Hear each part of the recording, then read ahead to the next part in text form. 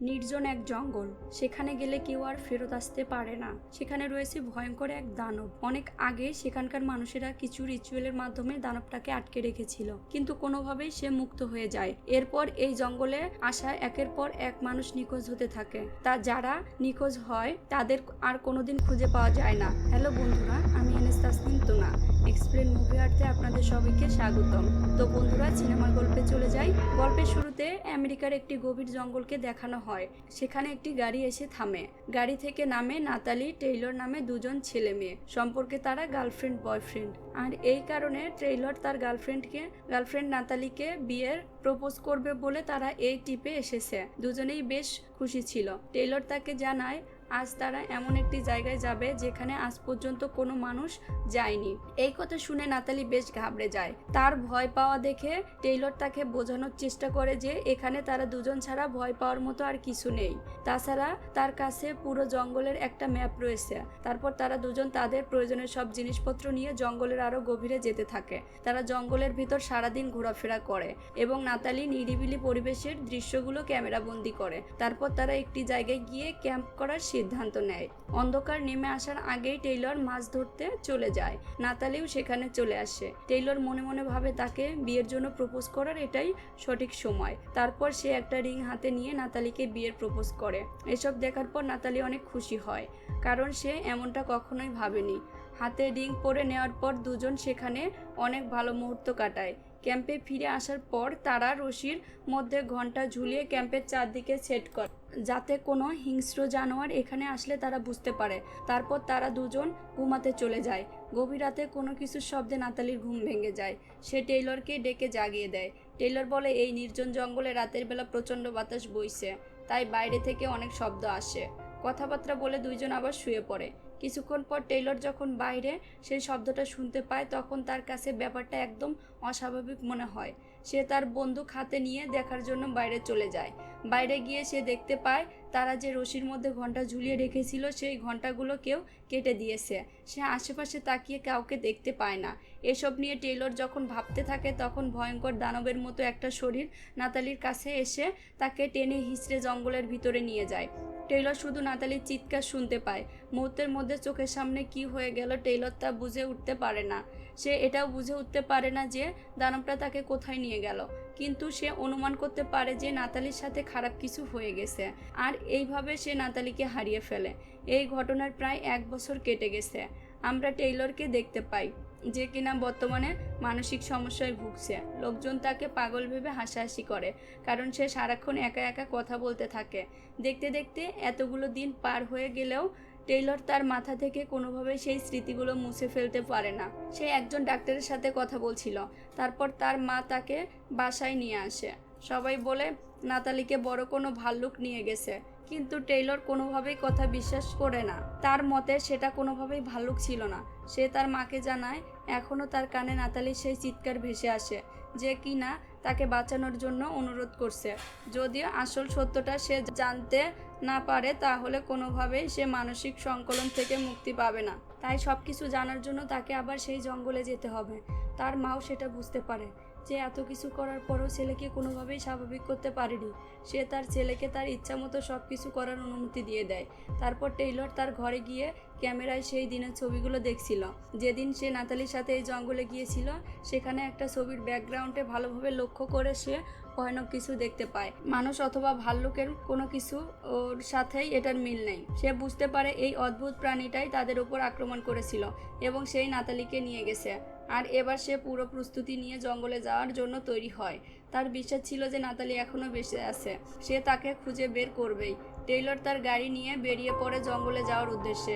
সে তার গাড়িটি সেখানে গিয়ে থামায় 1 বছর আগে গাড়িটি সে যেখানে থামিয়েছিল। এবার সে পুরোপুরি তৈরি হয়ে এখানে এসেছে। তার কাছে ফুল লোডের একটি স্নাইপার রয়েছে। সে তার জিনিসপত্র নিয়ে ভিতরে যেতে থাকে। একটা গাছে সে দেখতে পায় একটা বোর্ডের সামনে না যাওয়ার জন্য নিষেধ করা হয়েছে, কারণ শুধু নাতালি না, আরো বহু মানুষ এই জঙ্গলে নিখোঁজ হয়েছে। এসব কিছু উপেক্ষা করেও টেইলর আরো জঙ্গলের দিকে যেতে থাকে। একটি গাছের মধ্যে সে একটি কঙ্কাল দেখতে পায়। সে এটা বুঝতে পারে যে এটা কোনো মানুষের কাজ নয়। একটু পরে সে যখন জঙ্গলের দিকে যাচ্ছিল তখন সে মাটিতে লক্ষ্য করে যে মাটিতে কারো একটা পায়ের ছাপ রয়েছে। হয়তো এটি সেই দানবটার পায়ের ছাপ তার কাছে মনে হয়। সে তার বন্দুক হাতে নিয়ে চারদিকে খুঁজতে থাকে, যাতে দেখা মাত্রই তাকে সে গুলি করে মেরে ফেলতে পারে। কিন্তু আশেপাশে সে কিছুই দেখতে পারে না। কিছুক্ষণ পর সে একটি ঝর্ণার সামনে চলে আসে। তখন তার পিছন দিয়ে খুব দ্রুত কিছু একটা চলে যায়। সে ঝর্ণা থেকে জল নিয়ে আসার পর টেইলর দেখতে পায় তার সমস্ত জিনিসপত্র ওখান থেকে গায়েব হয়ে গেছে। সে অনেকটাই অবাক হয়ে যায়, কারণ এতটুকু সময়ের মধ্যে কোনো সাধারণ মানুষের পক্ষে সেগুলো নিয়ে যাওয়া সম্ভব না। তার কাছে ক্যাম্প করার মতো আর কিছু নেই। টেইলর ভালোভাবে বুঝতে পারে সে যাকে খুঁজে বেড়াচ্ছে সেই দানবটা তার উপরেই নজর রাখছে, আর সেই ইচ্ছে করেই তার জিনিসপত্র নিয়ে গেছে। সুযোগ বুঝে যে কোনো সময় সে তার উপরে হামলা করতে পারে। কিন্তু টেইলর এত সহজেই হার মানবে না। যেহেতু রাতে থাকার মতো তার কাছে কোনো জায়গা ছিল না, তাই সে গাড়ির কাছে চলে আসে এবং সিদ্ধান্ত নেয় আজকে রাত সে গাড়িতেই কাটিয়ে দিবে। রাতে ভালোভাবে ঘুমাতে পারলেও সকাল হতে না হতেই জন্তুটা তার গাড়ির উপরে হামলা করে। টেইলর অনেকটা ভয় পেয়ে যায়, তখন এলোপাথারি গুলি করতে থাকে। তারপর সে জন্তুটা ওখান থেকে চলে যায়। তখন পরিবেশও স্বাভাবিক হয়ে যায়। কিছুক্ষণ পর সেখানে জন নামের একজন লোক আসে। নির্জন এই জঙ্গলে কোনো মানুষকে দেখার পর টেইলর যেন তার প্রাণ ফিরে পায়, কারণ সকালের ঘটনায় সে পুরোপুরি ঘাবড়ে গিয়েছে। জন তাকে জানায় সে একজন শিকারী। সকালে জঙ্গলে শিকার করার সময় সে গুলির শব্দ পেয়ে এখানে চলে এসেছে। সে তাকে বলে এ জঙ্গলে একা একা থাকা মোটেও সেভ না। এখন যেহেতু তার সাথে টেইলরের দেখা হয়েছে তাহলে ভয়ের কোনো কারণ নেই। সে টেইলরকে তার সাথে জঙ্গলে যেতে বলে, কারণ তার কাছে ক্যাম্পের জন্য সব জিনিসপত্র রয়েছে। জনের কথা তার বিশ্বাস হতেই টেইলর তার সাথে যাওয়ার সিদ্ধান্ত নেয়। সেখানে যাওয়ার পর তারা একসাথে খাওয়া দাওয়া কথাবার্তা বলে। টেইলর তখন তার ব্যাপারে তাকে অনেক কিছু শেয়ার করে। জন তখন বলে সে তার ব্যাপারে পড়েছিল, তাকে দেখার পর তার সব কিছু মনে পড়েছে, এমনকি 1 বছর আগে তার সাথে যে সব কিছু ঘটেছিল সে সব কিছুই জানে। সে আরও জানায় সকালে গুলির শব্দ পেয়ে টেইলরের গাড়ির কাছে আসার সময় সে দেখতে পায় সেখান থেকে কিছু একটা চলে গেছে। তার কাছে মনে হয়েছে এটা একটা ভাল্লুক ছিল। টেইলর তাকে থামিয়ে বলে এটা কোনো ভাল্লুক নয়, বরং অন্য কিছু ছিল, আর এটা জানার জন্যই সে এই জঙ্গলে এসেছে। টেইলর তখন জনকে এখানে আসার কারণ জিজ্ঞাসা করে, কেননা সরকার থেকে এখানে শিকার করতে আসার জন্য নিষেধ করা হয়েছে। জন তাকে বলে সেও এটা জানতে চায় যে লোকজন এখানে আসা কেন বন্ধ করে দিয়েছে। আগে সরকার নিজে থেকেই এখানে তাদেরকে পাঠাতো, হঠাৎ করে কি এমন হলো যে তারা এই জঙ্গলটা নিষিদ্ধ করে দিয়েছে। তার কাছে মনে হয় সরকার কিছু একটা গোপন করছে। তখন টেইলরকে আরও জানায় সে কিছু অদ্ভুত আওয়াজ শুনতে পেরেছে, যে শব্দ আশেপাশে কোনো জায়গা থেকে এসেছে। তারপর টেইলরের মনে পড়ে যায় ওই দিন রাতে নাতালির অদ্ভুত শব্দ শুনতে পেরেছিল, যার কিছু সময় পরেই তার সাথে ভয়ানক কিছু ঘটে। কিছু সময় পর জন টেইলরকে তার সাথে যেতে বলে। তারা জঙ্গলে আরো গভীরে যেতে শুরু করে। সে গাছের মধ্যে ঝুলানো কঙ্কালটাকে দেখিয়ে বলে সে তার বাবার সাথে এখানে শিকার করতে আসতো। তারা এখানে সবকিছুই করতে পারত, শুধুমাত্র এই গাছটা পার হয়ে যাওয়া ছাড়া, কারণ এই জঙ্গলে তখন এটা প্রচলন ছিল। স্থানীয়রা এটা বিশ্বাস করত যে এই গাছের মধ্যে ঝুলানো কঙ্কালটা বহু বছরের পুরনো। এখানে এমন কিছু আছে যা মানুষের ধারণার বাইরে। তখন জনকে বলে আজ সকালে সে এই গাছটি পার হয়ে সামনে গিয়েছিল। তখন জন তাকে সতর্ক করে দেয় আর কখনো যেন এই গাছটি পার হয়ে সামনে না যায়। তার কাছে মনে হয় এ জঙ্গলে এমন একটি পিশাচ রয়েছে যে কিনা অন্য দুনিয়ার থেকে এ জঙ্গলে এসেছে। তারপরে সে মানুষদের ধরে নিয়ে যেতে শুরু করে। এখানে যারা একবার নিখোঁজ হয় তাদের আর খুঁজে পাওয়া যায় না। এই কথাগুলো শুনে টেইলরের মনে ভয় ধরে যায়। দুজনেই তখন এই ক্যাম্পের দিকে যেতে থাকে। ক্যাম্পে যাওয়ার পর তারা দেখতে পায় কেউ এসে তাদের সবকিছু ভেঙে চুরে দিয়েছে। সেখানে তারা যে আগুন জ্বালিয়ে রেখেছিল সেটাও নিভিয়ে দেওয়া হয়েছে। তখন তাদের আর বুঝতে বাকি থাকে না এসব কে করতে পারে, বরং সে প্রতিনিয়তই তাদের উপর নজর রাখছে। তখন তারা বুঝতে পারে যে সে দানবটা আগুন একদমই পছন্দ করে না। তখন তারা সেই ভয়ানক আওয়াজটা শুনতে পায়। দুজন একদমই ঘাবড়ে যায়। তারা দ্রুত বন্দুক হাতে নেয়, কেননা যে কোনো সময় তাদের উপর হামলা হতে পারে।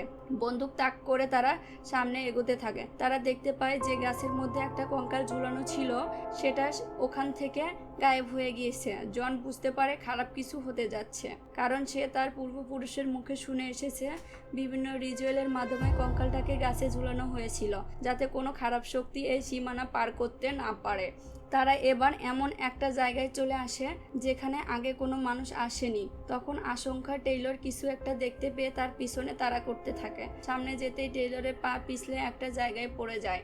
তারা দেখতে পায় সেখানে পুরো জায়গাটা জুড়ে মানুষের কঙ্কাল পড়ে রয়েছে। তারা বুঝতে পারে এই জায়গাটায় দানবটি মানুষদের ধরে এনে শরীর ছিঁড়ে ছিঁড়ে খেত।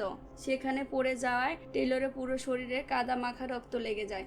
তবুও সে ভয় না পেয়ে বন্দুক হাতে নিয়ে সামনে এগিয়ে যায়। তখন একটা বড় পাথর উড়ে এসে সরাসরি জনের পায়ের মধ্যে লাগে, যার কারণে তার পায়ের হাড় ভেঙে যায়। যেদিক থেকে পাথরটা এসেছিল টেইলর সেদিক থেকে গুলি চালাতে শুরু করে। একটু পরে সে বুঝতে পারে সেখানে কেউ নেই, সে শুধু শুধু বন্দুকের গুলি অপচয় করেছে। এখানে দেরি না করে টেইলর জনকে নিয়ে সেফ কোনো জায়গায় যেতে থাকে। জনের পা ভেঙে যাওয়াতে তাদের পথ চলতে প্রচন্ড কষ্ট হচ্ছিল। একটা জায়গায় এসে জনের পায়ের ক্ষতস্থানটা দেখে। সে দেখতে পায় পায়ের হাড় ভেঙে বাইরে চলে এসেছে, যা জোড়া লাগানো প্রায় অসম্ভব। জনের প্রচন্ড কষ্ট হচ্ছিল। সে টেইলরকে জানায় তার ব্যাগে কিছু ঔষধ আছে, যা পেলে হয়তো তার পায়ের ব্যথাটা কমানো সম্ভব হবে। টেইলর তখন তার ক্যাম্পে গিয়ে ব্যাগ আনার সিদ্ধান্ত নেয়, কিন্তু জন তাকে একা যেতে বারণ করে, কারণ সে দানবটা টেইলরের উপর হামলা করতে পারে। কিন্তু টেইলর তখন বুঝতে পারে যদি তারা ব্যাগ আনতে না যায় তাহলে তারা এখানে মারা পড়বে, কারণ ঔষধ ছাড়াও সেই ব্যাগে প্রয়োজনীয় অনেক জিনিসপত্র ছিল যা এই মুহূর্তে তাদের প্রয়োজন ছিল। তাই সে বন্দুক নিয়ে ধীরে ধীরে সে জায়গায় যেতে থাকে। সেখান থেকে ব্যাগ নিয়ে আসার সময় সে দেখতে পায় মাটিতে কিছু একটা চমকাচ্ছে। ভালো করে দেখে সে বুঝতে পারে এটা সেই রিং ছিল যেটা সে নাতালিকে প্রপোজ করার সময় দিয়েছিল।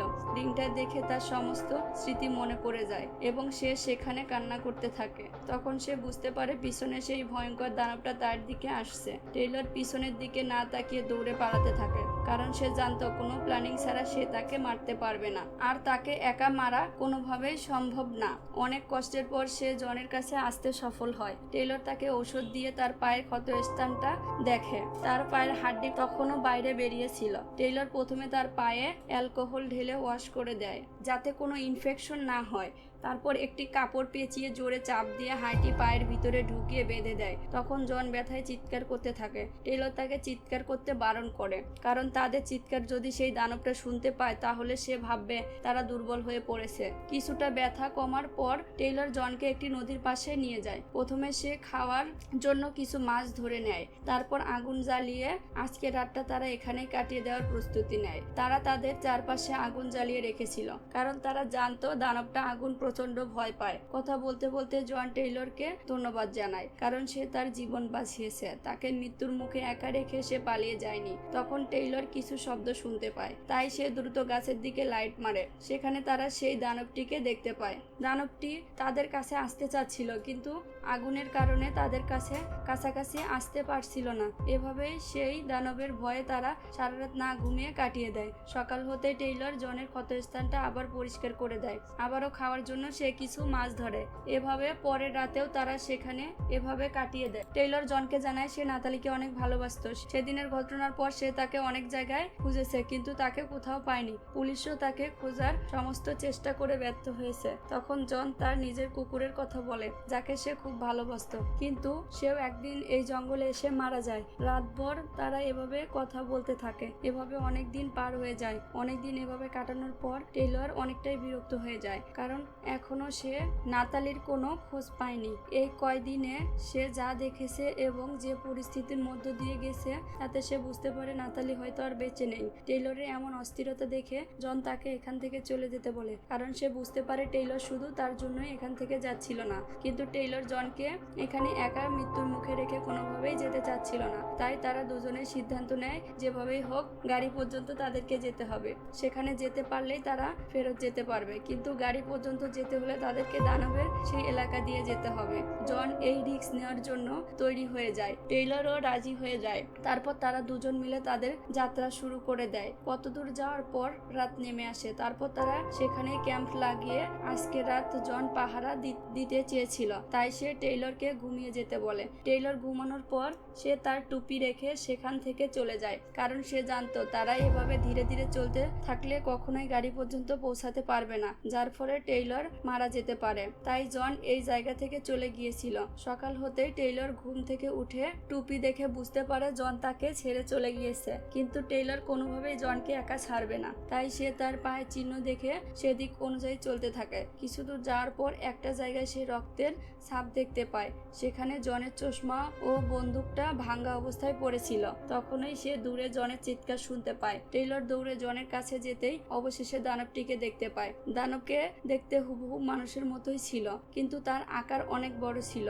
ভয়ানক দানবটি জনকে ছিঁড়ে ছিঁড়ে খাচ্ছিল। চোখের সামনে এসব দেখে টেইলরের পুরো শরীর ঠান্ডা হয়ে যায়। একটা সময় দানবটি তাকে দেখে ফেলে। সে এখন জনকে ছেড়ে টেইলরের পিছু করে। টেইলর তার প্রাণ নিয়ে সেখান থেকে দৌড়ে পালাতে থাকে, কিন্তু একটা সময় দানবটি তাকে ধরে ফেলে। দানবটি টেইলরকে এদিক ওদিক ছুঁড়ে ফেলে দিতে থাকে। টেইলর মারাত্মক আহত হয়, আর সুযোগ পাওয়া মাত্রই সে যন্ত্রটা বরাবর গুলি চালায়। গুলিটা দানবের শরীরে লাগলে সে সেখান থেকে পালিয়ে যায়। টেইলর খুব কষ্টে তার জীবন বাঁচায়। সেখান থেকে সে একটা জায়গায় এসে আগুন জ্বালায়। তখন তার শরীরে প্রচুর ক্ষত লক্ষ্য করা যায়। নাতালিকে দেওয়া রিংটা সে তার গলায় পরে নেয়। তখন তার চোখে প্রচুর রাগ দেখা যাচ্ছিল।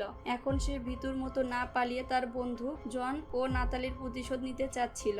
এই জন্য সে একটা প্ল্যান বানায়। সর্বপ্রথম সে তার ক্যাম্পে চলে আসে। সেখানে এসে অনেকগুলো শুকনো গাছের ডালে আগুন জ্বালায়। তারপর সে কিছু কাঠ দিয়ে ধারালো অস্ত্র তৈরি করে। সেগুলো নিয়ে সে সকাল সকাল বেরিয়ে পড়ে এবং তার গাড়ি পর্যন্ত চলে আসে। তার গাড়ি থেকে সে দুটো পেট্রোলের বোতল বের করে নিয়ে গাড়ির চারদিকে ঢেলে দেয়, আর যতটুকু বাকি ছিল ততটুকু গাড়ির মধ্যে রেখে দেয়। তারপর সে গাড়ির হর্ন অটো করে দেয় আর সেটা বাজতে শুরু করে। যা শুনে সে দানবটা তার কাছে চলে আসে। তখনই টেইলর তার প্ল্যান মতো সেখানে আগুন লাগিয়ে দেয়। সেখানে বড় একটা ব্লাস্ট হয়। চারদিকে ছড়ানো পেট্রোলের মধ্যে আগুন লেগে যায়, যার ফলে দানবের গায়েও আগুন লেগে যায় এবং সেই অবস্থায় দানবটি জঙ্গলের মধ্যে দৌড়ে চলে যায়। টেইলর একের পর এক দানবের দিকে গুলি করতে থাকে। দানবটি সেখানে মারা যায়, কিন্তু এসবের পরেও টেইলর প্রচন্ড আহত হয়। অনেক কষ্টে সে রাস্তা পর্যন্ত চলে আসে। সেখানে কিছু লোক তাকে দেখতে পায়। তারপর হসপিটালে তাকে নিয়ে আসা হয়। টেইলরের যখন জ্ঞান ফিরে আসে তখন সে সাইডাস নামক একজন লোককে সেখানে দেখতে পায়। সে তখন তার সাথে ঘটে যাওয়া সব ঘটনা এবং ওই দানবটার ব্যাপারে সবকিছু খুলে বলে। টেইলর তাকে এটাও বলে যে সে দানবটিকে মেরে ফেলেছে। সাইলাস তাকে এটাও বলে যে তুমি যা কিছু বলেছো সবকিছুই সত্য, কিন্তু দানবটি এখনো মারা যায়নি, বরং আরো সে ভয়ঙ্কর এবং আক্রমণাত্মক হয়ে উঠেছে। তাকে জানায় তাদের একটি গোপন সংস্থা রয়েছে, যাদের মূল উদ্দেশ্য এই দানবটিকে হত্যা করে জঙ্গলে স্বাধীনতা ফিরিয়ে আনা। লোকজন যেন আবারও আগের মতো এখানে ট্র্যাকিং এর জন্য আসতে পারে। আমাদের এই সংস্থায় তোমার মতো সাহসী একজন লোকের প্রয়োজন, তাহলে নিশ্চয়ই আমরা এই জন্তুটাকে পুরোপুরি শেষ করতে পারবো। টেইলরকে তারা তাদের সাথে কাজ করার জন্য অফার করে। টেইলর কোনো জবাব দেওয়ার আগেই ছবিটি এখানে শেষ হয়ে যায়। আপনাদের কি মনে হয় টেইলর তাদের সাথে যোগ দিবে? আর এই সমস্ত মানুষগুলি কারা? তাদেরকে কি আমাদের কাছ থেকে কিছু লুকানো হচ্ছে, নাকি সত্যি কোনো রহস্য লুকিয়ে আছে? আর যদি নাতালির কথা বলি, সে কি এখনো বেঁচে আছে নাকি মারা গিয়েছে? আপনাদের কি মনে হয় অবশ্যই কমেন্টে জানাবেন। ভিডিওটি ভালো লাগলে প্লিজ অবশ্যই আমার চ্যানেলটি সাবস্ক্রাইব করবেন। ধন্যবাদ সবাইকে।